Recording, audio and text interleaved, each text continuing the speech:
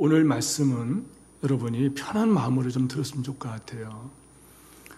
성경 해석 방법에 대해서 제가 좀 말씀을 드리겠습니다. 이것은 신학교에서 강의하는 내용을 요약을 한 것인데, 신학교에서는 성경 해석뿐만 아니라 또 교의학이라고 해서 하나님은 어떤 분이신가, 인간은 누군가, 죄는 무엇인가, 구원은 무엇인가 이런 걸 배우기도 하고, 실천 신학이라고 해서 또 많은 어떤 이제 목회를 할 수 있는 방법들을 또 배우기도 합니다. 그 중에서 오늘은 성경 해석 방법에 대해서 좀 말씀을 드리면서 그 방법에 따라서 오늘 말씀을 증거한다고 약속했는데, 그렇게 말씀을 증거하려고 합니다. 제 모교인 총신대학교 총장을 역임하셨던 박유선 박사님께서는 성경 66권을 주석하신 아주 세계적인 학자이십니다. 그분은 여러 언어에 능통하시고, 제가 어릴 때에 20대 초반일 때에 학교에 일찍 가서 혹은 쉬는 날 혹은 학교를 파하고 집으로 오기 전에 기도실에 들어가면은 나이 많으신 이 박유선 박사님께서 아침에 일찍 기도원에 갈 때 보면은 거기에서 이렇게 성경책을 이렇게 옆구리에 끼시고 그러면서 찬양을 부르시면서 이렇게 나오시는 모습을 볼 때 참 그런 모습이 아름다웠어요. 경건한 그 모습. 이분은 세계적인 그 학자이시면서도 그렇게 겸손하셨습니다. 근데 이 목사님께서 학생들에게 늘 강조한 것이 있어요. 늘 강의할 때마다 자주 말씀하시는 있는데 이런 말씀하셨어요. 여러분 따라서 해보세요. 계시 의존 사색을 하자. 시작.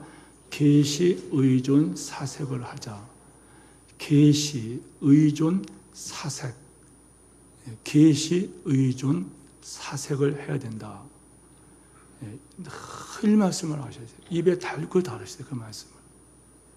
계시 의존, 계시를 의존하여 사색해야 된다. 이런 말씀이에요. 계시라는 것은 이겁니다. 제가 그냥 좀 보여드릴게요. 이런 걸 말하는 거예요.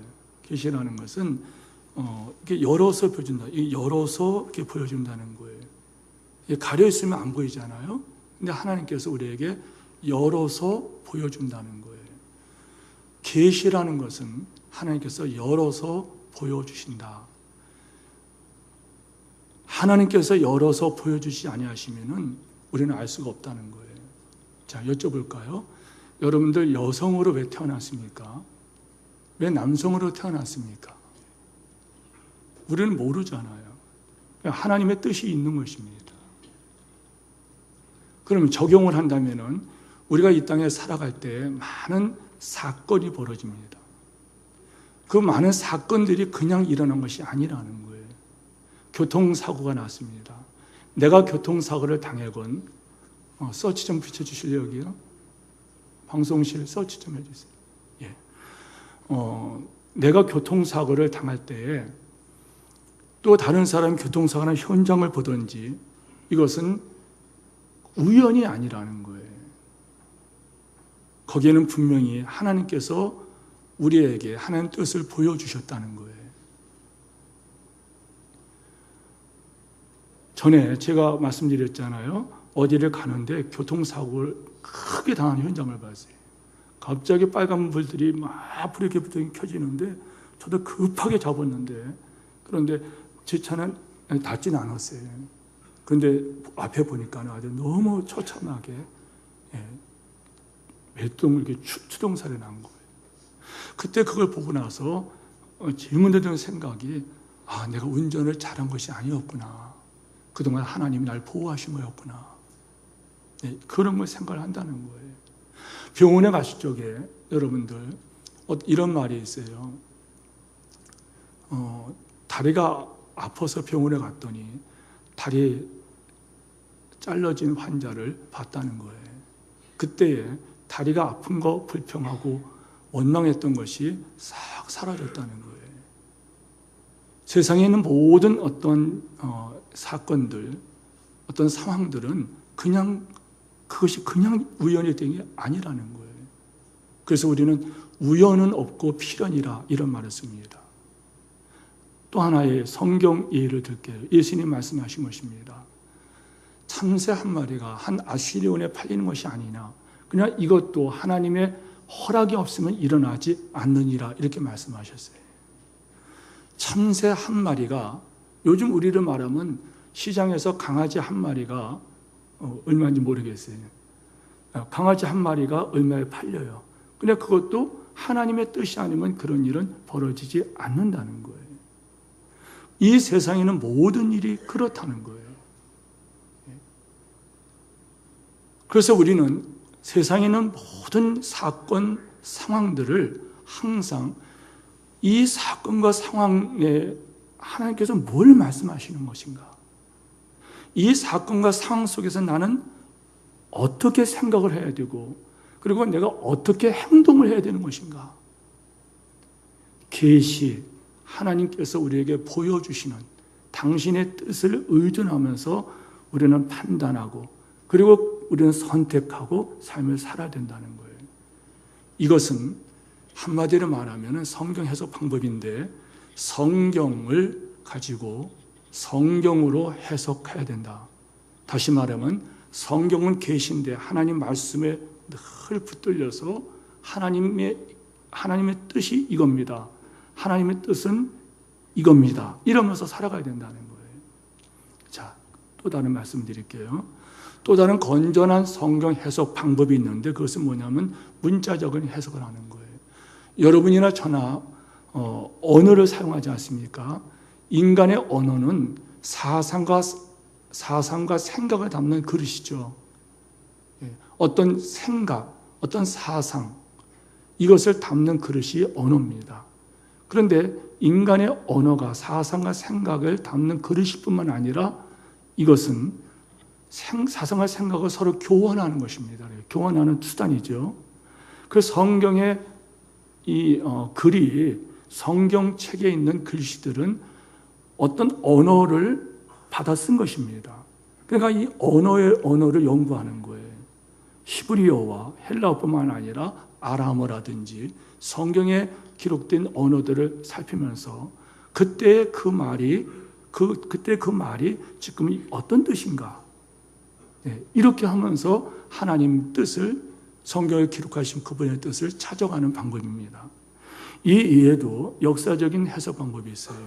성경 역사적으로 해석한다는 것은 2000년 전에 예수님께서 말씀하신 것, 2000년 전에 예수님께서 행하신 것, 2000년 전에 그때는 로마 시대죠.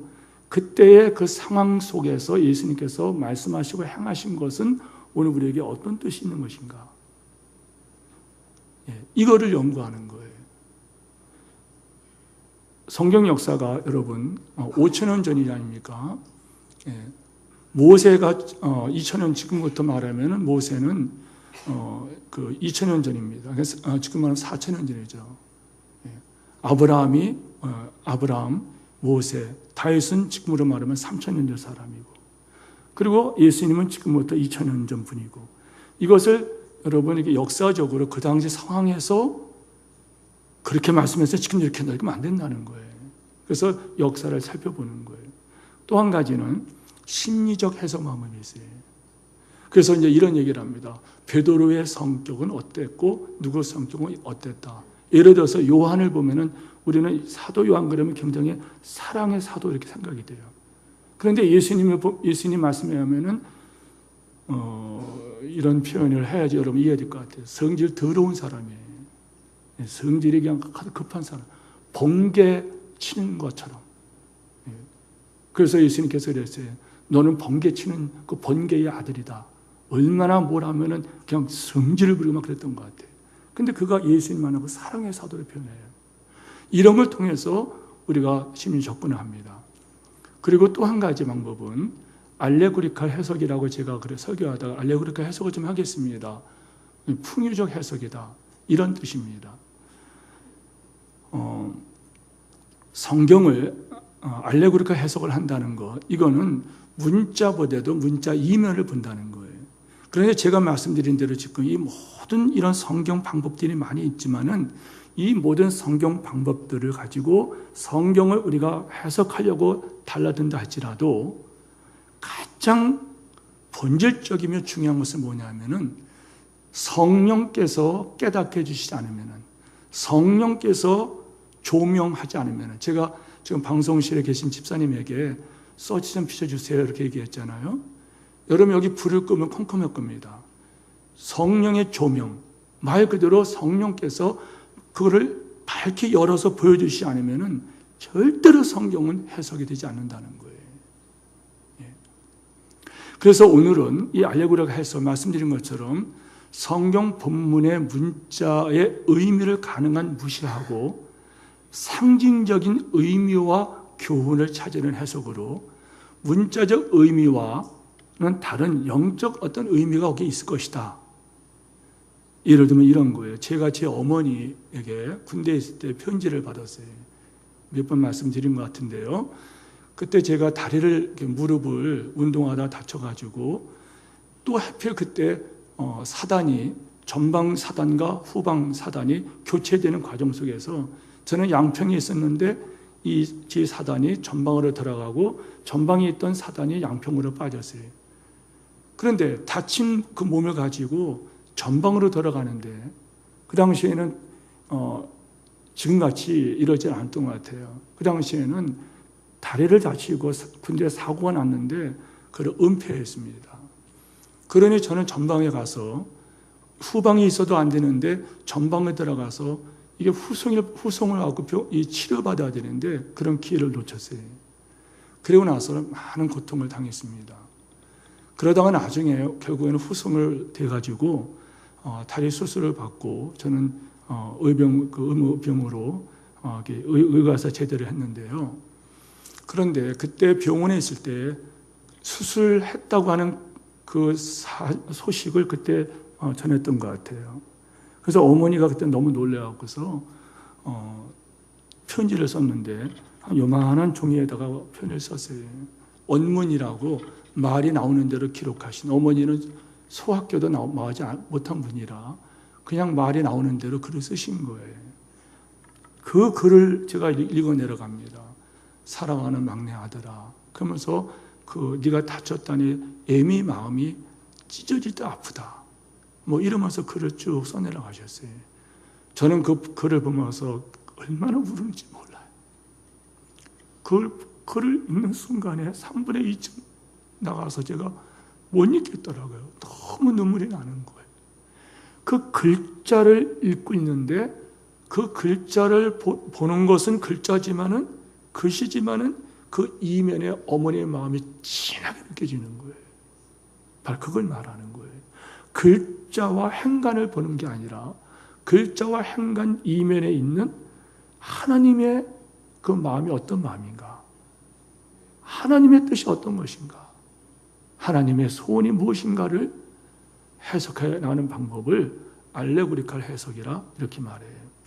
오늘은 지난 시간에 말씀드린 것처럼 소위 알레고리칼 해석을 통해서 여호수아 4장 말씀을 보면서 숨겨진 영적 교훈이 무엇인가, 홍해와 요단강이 갈라진 이 사건의 영적 의미는 무엇인가, 그리고 길갈 땅과 요단강 물속에 각각 2개의 기념비가 세워지죠. 하나는 길갈에 세워진 기념비와 하나는 여호수아의 명령으로 육지에 돌을 갖다가 강 바닥에다가 기념비를 세우는 이 2개의 이 기념비의 영적 의미는 무엇인가 부탁드리는 것은, 이 시간에 여러분께서 오늘 말씀을 들을 때에 오늘 본문만 관찰하지 마시고 신구약 전체를 연결시켜서 말씀을 묵상하시기를 부탁드립니다. 오늘 말씀은 모세오경과 여호수아까지, 그리고 모세오경, 창세기, 출애굽기, 레위기, 민수기, 신명기뿐만 아니라 우리가 살펴본 여호수아까지 연결이 됩니다. 그리고 여호수아는 어디 연결이? 사사기까지 연결이 되는 말씀이에요. 사사기가 연결된다면은 우리가 소위 말하는 사무엘 상하, 역대 상하, 열왕기 상하까지 역사서까지 연결이 돼요. 그리고 나서는 여러분 그 역사서를 역사의 현장에서 왜 그런 일을 당했는지 이거를 보는 것은 여러분 선지서입니다. 선지자들이 그래서 외친 말씀들이에요. 이러면서 구약 성경이 신약으로 연결됩니다. 신약으로 연결되면서 예수님께서 말씀하신 대로 말씀이 응하여졌느니라. 그러면서 구약에 있는 모든 말씀들이 신약에서 해석이 되는데 이것을 우리는 뭐라고 말하냐면은 구속사라 이렇게 말하고, 좀 쉬운 말로 하면은 하나님께서 자기 백성을 사랑하셔서 자기 백성을 구원한 하나님의 드라마라 이렇게 말을 한다는 거예요. 그래서 알레고리카 해석을 할 때 여러분이 잘 쉽게 편하게 들으세요. 시간 되는 까지만 설교하겠습니다. 자, 먼저 홍해와 요단강입니다. 출애굽 여정에 있어서 이스라엘 민족은 두 개의 강을 건넙니다. 여러분이 아는 것처럼 큰 두 개의 강인데 하나는 출애굽할 때 건넜던 홍해 바다이고 또 하나는 우리가 그동안 살펴본 요단강입니다. 많은 분들이 우리의 신앙의 여정을 볼 때에 홍해를 건넜다 하는 것을 우리가 중생했다, 예수로서 영접하여 중생한 것이다, 거듭난 것이다 이렇게 해석을 하고, 요단강을 건너는 것은 구원받은 자가 성화의 문을 들어가는 것이다 이렇게 해석을 합니다. 물론 이 해석도 홍해와 요단강에 대한 여러 가지 해석 중에 하나일 뿐이라는 것도 말씀드립니다. 그리고 흥미로운 것은 학자들과 목회자들이 지금도 서로 논쟁을 하는 것이 있어요. 구원을 출애굽으로 할 것이냐, 아니면은 가나안 땅에 들어가는 것을 구원으로 볼 것이냐, 여기에 대해서 계속 논쟁하고 있다는 거예요. 자, 그런데 문제가 다 있어요. 문제는 구원을 출애굽기로 본다 그러면은 하나님의 은혜로 출애굽한 이스라엘 그 백성들이 광야로 들어가지 않습니까? 그런데 보십시오. 하나님의 은혜로 종살이에서, 종의 자리에서 그들이 나왔다는 거예요. 나왔으면은 감사해야 되잖아요. 근데 그들은 광야를 지나가면서 그들은 하나님을 믿지 못해요. 그러면서 그들은 하나님께 원망을 하고 하나님께 불평을 터뜨리고, 더 나아가서는 그들이 우상 숭배의 죄까지 빠져요. 이럴 때 우리는 어떤 회의감이 들어가요. 구원받은 게 뭘까? 이런 마음이 들어가요. 그러나 만약에 구원받은 것을 가나안 땅에 들어가는 것으로 본다 그러면은 문제가 또 이게 있어요. 가나안 땅에 들어가는 것이 구원이라고 말한다면은 그러면 광야에서 죽은 사람들은 다 지옥 간 것이냐? 그렇죠? 그 중에서 모세와 아론도 가나안 땅에 못 들어가거든요. 그럼 모세와 아론이 구원 못 받은 것이냐? 이건 말도 안 되는 거죠. 왜요? 신약 성경에 보면은 엘리야와 모세가 예수님과 이렇게 만나지 않습니까? 그런데 모세가 구원 못 받았다는 건 말이 안 되는 거죠. 자, 그렇다면은 이건 허황된 주장입니다. 그렇다면 뭔가 이 부족한 이 해석들에 대해서 우리는 성경적인 답을 얻어야 된다는 거예요. 먼저 성경은 이스라엘 백성이 출애굽한 사건을 구원과 연결시키고 있다는 거예요. 근데 구원과 그냥 연결시키지 않아. 이스라엘 백성이 출애굽한 것과 그것은 그들이 구원받은 것이 아니라 그냥 연결되지 않고 유월절을 기점으로 하나님이 준비하신 유월절로 구원과 연결시키고 있다는 거예요. 신약 성경 요한복음에 보면 세례 요한이 예수님께서 자기에게 오는 것을 보면서 그가 외친 말이 있어요. 우리 한번 스크린 띄워주실래요? 같이 한번 있으면 보면 좋을 것 같습니다. 같이 한번 읽을까요? 시작. 이튿날 요한이 예수께서 자기에게 나오심을 보고 이르되 보라, 세상 죄를 지고 하는 하나님의 어린 양이로다. 자, 저 말씀 잘 보세요. 예수님께서 요한에게로 오시는 것, 이거를 요한이 보고 한 말이에요. 이렇게 말합니다. 보라, 보라, 세상 죄를 지고 하는 하나님의 어린 양이로다. 보라, 하나님의 어린 양을 봐라. 세상 죄를 지고 가기 위하여 이 땅에 오신 어린 양을 봐라. 하나님이 준비한 어린 양을 봐라. 이런 말이에요. 그런데 우리는 저 말씀을 들으면서도 설명하지 않으면 잘 몰라요. 그러나 여러분 유대인들은요, 이스라엘 사람들은 이 말씀을 듣자마자 그들은 여러분 그들은 그 생각이 어디까지 가는지 압니까? 이들은 여러분 몇천 년 전에 애굽까지 연결됩니다. 맞아. 우리 민족이 이집트에 있을 때, 애굽에 있을 때에 그때 하나님께서 어린 양을 잡아서 문에다가 바르고 그 집에서 나오지 않으면은 그 심판이 넘어갔다. 이 사건과 이들은 곧바로 연결이 돼요. 근데 우리는 이게 연결이 안 돼요. 다시 말씀드릴게요. 세례 요한이 수천 년 후에 이 말씀을 거론했다는 거예요. 요한이 예수께서 자기 오심을 보고 말해 예수님을 쳐다보자마자 한 말이 하나님께서 준비하신 어린 양이다. 세상 죄를 지고 가 하나님께서 준비하신 어린 양이다. 저분을 봐라. 이렇게 썼어. 증거했다는 거예요. 자, 이 말씀을 다시 말씀드릴 거고요. 그리고 성경은 이스라엘 백성이 홍해를 건넌 것과 이스라엘 백성이 광야로 홍해바다를 건너서 홍해바다가 갈라지지 않습니까? 이스라엘 백성이 그걸 건넙니다. 건너고 나서 그들이 홍해바다를 건너서 그들이 광야로 들어갑니다. 광야를 지나갈 때에 거기에서 그들이 하나님께서 밤에는 불기둥으로 하나님께서 밤에는 그냥 불로 그들을 보호했다는 거예요. 얼마나 장관일까요? 200만 명을 하나님께서 그냥 불로 이렇게 보호했다는 거예요. 장작불로 옆에 있으면 따뜻한 것처럼 하나님께서 불기둥으로 보호했다는 거예요. 그리고 하나님께서는 낮에는 너무 햇빛이 쪼이니까는 구름을 띄워놓고서 200만 명, 대전 시민이 150만이라고 하잖아요. 그런데 대전 시민보다 더 많은 그 백성들을 하나님께서는 구름으로 덮어가지고 그들을 인도하셨다는 거예요. 그런데 여러분, 바로 이걸 말하는 거예요. 홍해를 건넜다 하는 것은 여러분 물을 지나간 거잖아요. 물을 지나간 거예요. 그리고 이들이 구름으로 그들을 덮어서 보호하셨다. 이것은 구름이 역시 물이 아닙니까? 이것을 신약에서는 뭐라고 말하냐 하면은 이것을 여러분 세례받았다 이렇게 해석을 한다는 거예요. 그리고 여러분 더 나가서 이들이 광야길을 지나가면서 그들이 하나님께서 예비하신 만나를 먹고 이 모든 사건이 있지 않습니까? 이것은 여러분 생명의 양식 예수를 그들이 먹은 것이다.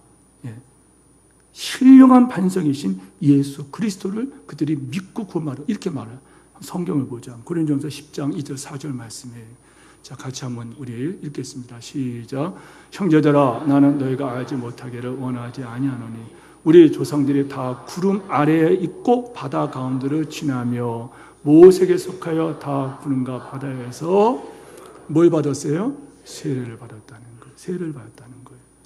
다 같은 신령한 음식을 먹으면 다 같은 신령한 음료를 마셨으니 이는 그들을 따르는 신령한 반석으로부터 신령한 맛으로부터 마셨으며 신령한 반석은 곧 그리스도라. 아멘. 이해되시죠? 그러면 광야길의 그 백성들은 다 세례받은 구원받은 백성이라는 거예요. 자, 이거 성경을 좀 더 살펴보겠습니다. 여러분 구약 성경을 좀 먼저 살핍니다. 아까 말씀드린 것처럼 구약 성경은 하나님께서 자기 백성 이스라엘을 애굽에서 애굽에서 그들을 떠나 보내는 것, 그들의 애굽을 나온 것, 이것을 하나님께서는 해방시켰다는 것이 성경에 여러 번 나오는데요. 자, 이스라엘 백성들이 여러분 애굽의 통치자에게서 풀어져서 이들이 광야길로 들어갑니다. 이 일을 누가 하셨냐 이 말이에요. 하나님께서 하셨다. 따라서 하나님이 하셨습니다. 이건 하나님이 하신 거예요. 예를 들게요. 모세를 하나님께서 준비하십니다. 이 모세라는 사람은 여러분 그 당시에 남자가 태어나면 모조리 다 죽이라 그랬어요. 그래서 모조리 다 죽이는 이런 폭정 아래에 있는 그 상황에서 하나님께서는 모세를 보호하십니다. 그리고 이 모세를 하나님께서는 왕궁에서 키우시죠. 그리고 모세로 하여금 미디안 광야에 가서 40년을 그를 또 훈련하십니다.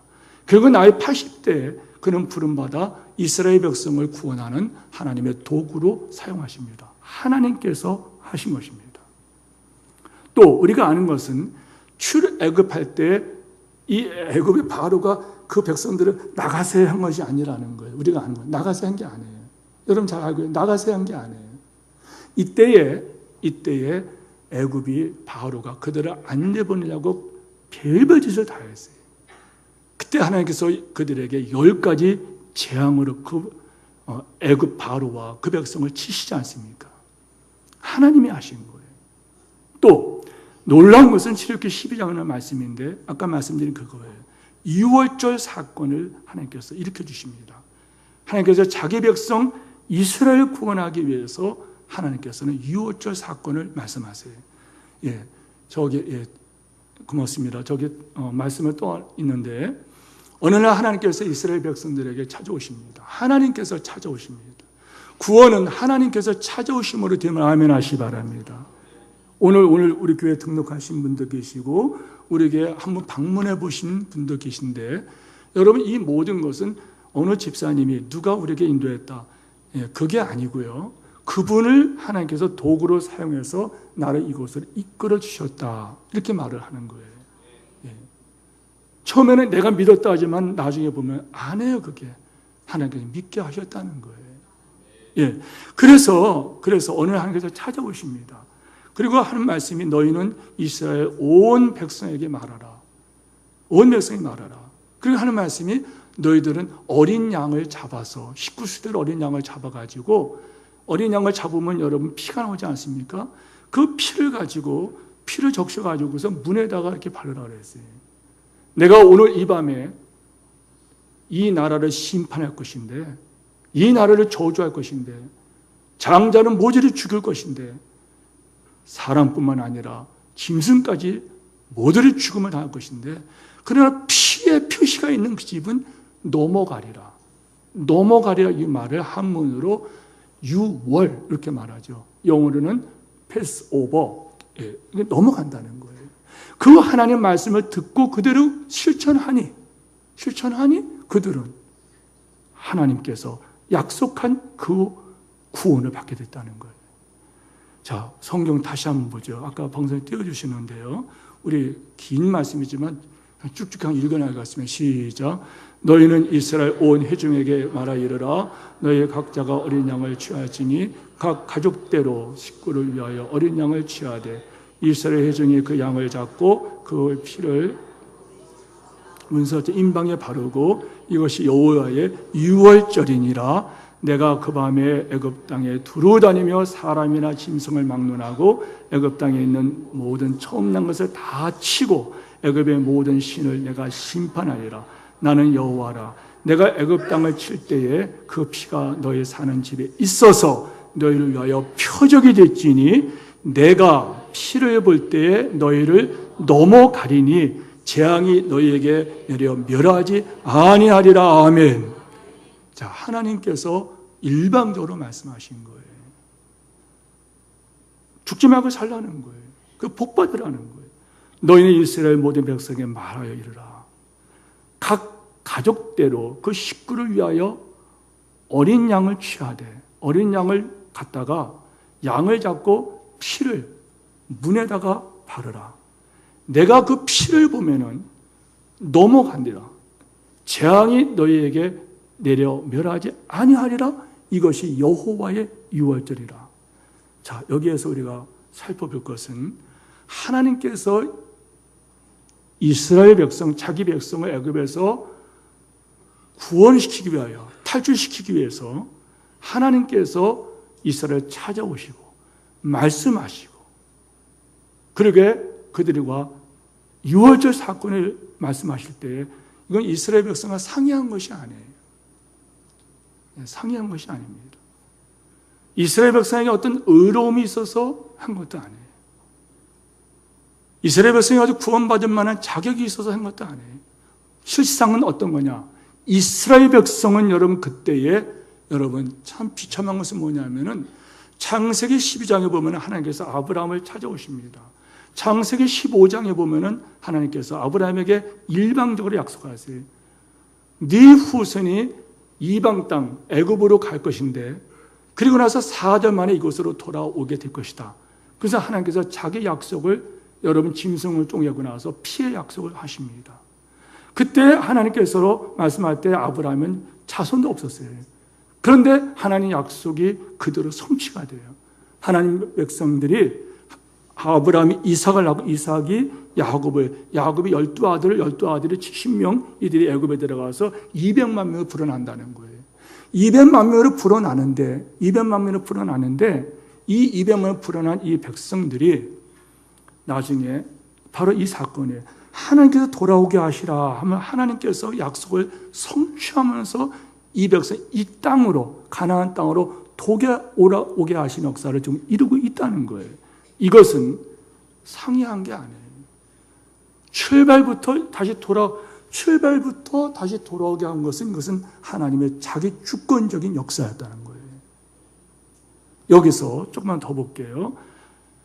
이 말씀과 더불어서 또 한 가지 사건이 있어요. 출애굽기 14장 13절 말씀이에요.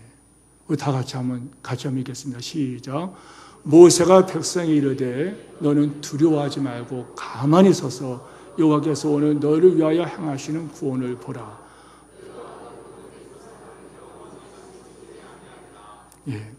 너희가 보는 애굽 사람을 영원히 다시 보지 아니하리라. 무슨 말인지 아십니까? 자, 저 말씀을 잘 보세요. 너희는 가만히 있으라는 거예요. 그래 따라서 하세요. 여호와께서 홍해 바다를 가르시는 것은 이것은 이스라엘 백성이 할 것이 아니에요. 가를 수도 없고 그들은 그런 꿈도 못 꿉니다. 홍해 바다 뭐 또랑입니까? 아니에요. 말 그대로 바다입니다. 바다. 그런데 이스라엘 백성이 그때 얼마나 위급했나요? 뒤에서는 그들을 풀어줬던 바로와 군대가 쫓아왔죠. 앞에는 홍해라고 하는 그 바다가 있어요. 그런데 여러분 이 홍해 바다를 어떻게 이걸 걷느냐 이 말이에요. 그때 하나님께서 하신 말씀이 여호와께서 오늘 너희를 위하여 행하시는 구원을 보라. 여호와께서 행하시는 구원을 보라. 이것은 하나님의 주권적인 자기 백성을 위한 구원의 역사를 이루셨다는 거예요.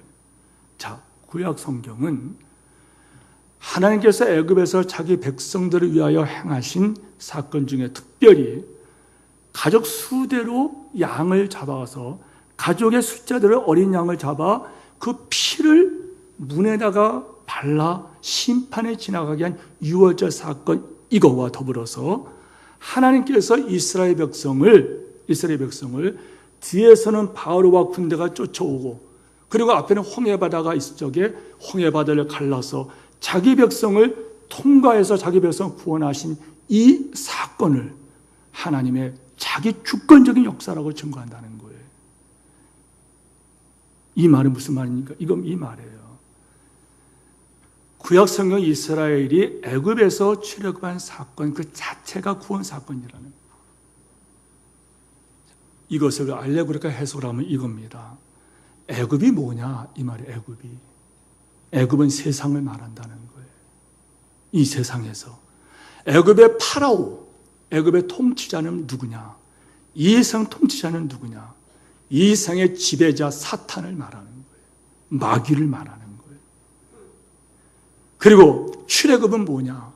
하나님께서 마귀 나라에서 우리를 빛의 나라로 예수의 나라로 우리를 옮겼다는 걸 말하는 거예요. 그리고 놀라운 것은 이것은 하나님의 일방적이고 무조건적으로 하나님의 주권의 역사였다는 하나님께서 하셨다는 거예요. 한번 따라서 해보세요. 하나님께서. 자, 여기에 대한 이 말씀을 신약으로 다시 한번 해석을 해보죠. 골로새서 1장 13절 14절 말씀입니다. 오늘 설교 여러분에게 쉽지 않은 설교지만은 한번 다시 한번 우리 읽어보겠습니다. 시작. 그가 우리를 흑암의 권세에서 건져내서 그의 사랑의 아들의 나라로 옮기셨으니 그 아들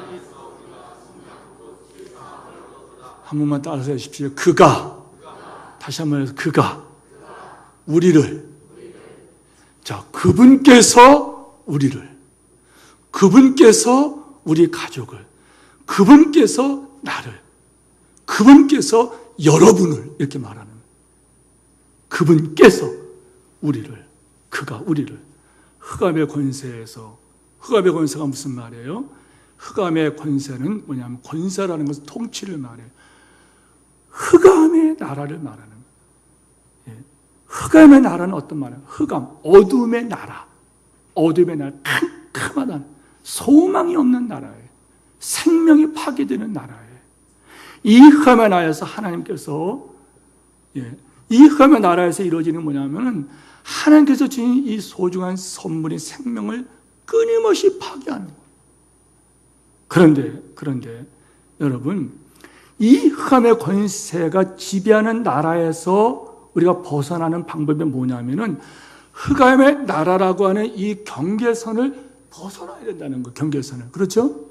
이 경계선을 벗어나야 되는데 우리는 우리 힘으로 벗어날 수가 없어요. 왜? 너무 꽉 붙잡고 있다는 거예요. 놔두지 않는다는 거예요. 이걸 이길 수가 없다는 거예요. 이거를 이길 수가 없어요. 그래서 우리는 마귀에 끌려서 우리는 이 땅에서 죽음의 나라로 가요. 죽어요. 죽으면 끝나나요? 그 다음에 심판이 있다는, 지옥으로 떨어진다는 거예요. 그런데 예수님께서, 하나님께서 우리가 원한 게 아니에요. 하나님께서 우리를 사랑하셔서 이 땅에 독생자 예수 그리스도를 보내주심으로 우리에 대한 모든 죄값을 대신, 죄값은 사망이나 하나님의 은혜는 그리스도 예수 안에 영생이라. 예수님의 십자가의 보혈로 예수의 피가 우리를 모든 죄에서 깨끗하게 하느니라.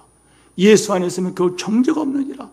예수 안에 있으면 죄와 사망의 그 권세에서 네가 풀어져 나왔느니라.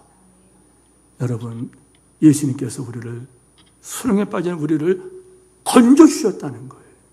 건져주셨나요? 그걸 끝났나요? 아니에요. 건져주실 뿐만 아니라 어디로 옮겼나요? 사랑의 아들의 나라, 천국으로 우리를 옮겼다는, 따라서 하세요. 옮길까 말까가 아닙니다. 옮겼다는 거예요. 옮겼다는 것은 우리가 구원받았다는 걸 말하는 거예요. 그럼 구원받은 사람이 할 일이 있어요. 그게 뭐냐? 고린도서 1장 12절 말씀이에요. 우리로 하여금 빛 가운데서 성도의 기업의 부분을 얻게 합당하게 하신 아버지께 감사하게 하노라. 감사밖에 없다는 거예요. 여러분이 구원받으며 감사하기를 축원합니다. 이 세상에서 감사하다, 건강 감사, 물질 감사, 자녀 감사, 감사하지만 감사 많이 하지만 여러분 세상 보세요. 세상 떠날 때 제가 죽어보지 않아서 모르지만은 세상 떠날 때는 여러분 영적 눈이 열린다 그럽니다. 그래서 자기가 할 곳이 보인다 그래요. 그래서 여러분 구원받은 사람은 그냥 하염없이 울면서 하나님 앞에 감사가 터지고, 그런데 눈을 떠보니까는 지옥으로 자기가 가요. 이때는 하염없이 울면서 여러분 슬퍼 잃어감이 있다는 거예요. 한 번 죽는 것은 정한 것이고 그 다음에 심판이 있다는 거예요. 그래서 여러분 이 말씀은 홍해바다 이 사건과 유월절 사건은 뭘 말하는 것이냐? 이것은 바로 구약에서 구원을 말한다는 거예요. 그러면 신약 성경을 좀 더 보죠. 시간이 많이 됐지만 조금 더 보겠습니다. 성경을 읽으면서 볼게요. 자, 신약 성경에서도 자기 백성을 구원하신 하나님의 주권적인 일하심을 보게 됩니다. 놀라운 것은 여러분 신약 에베소서를 보면은 이 말씀을 잘 여러분 새겨 들으세요. 여러분들 에베소서를 보면은 하나님께서 자기 백성을 구원하기 위한 하나님의 계획과 그 실행하심은 언제부터냐 이거예요. 우리는 여러분 내가 예수 믿어 구원을 받았습니다 이렇게 하면서도 신앙생활 잘할 때는 나 구원받았어요 말하지만은 여러분 그런 신앙생활에 회의감이 되고 여러분 막 어려움을 당할 때는 나 구원 못 받았어. 목사는 그만두고 목사나 하라. 집사는 그만두고 잡사나 해 너. 뭐 이러면서 막 비꼬고 그래요. 그러나 이게 얼마나 잘못된 건지 보십시오.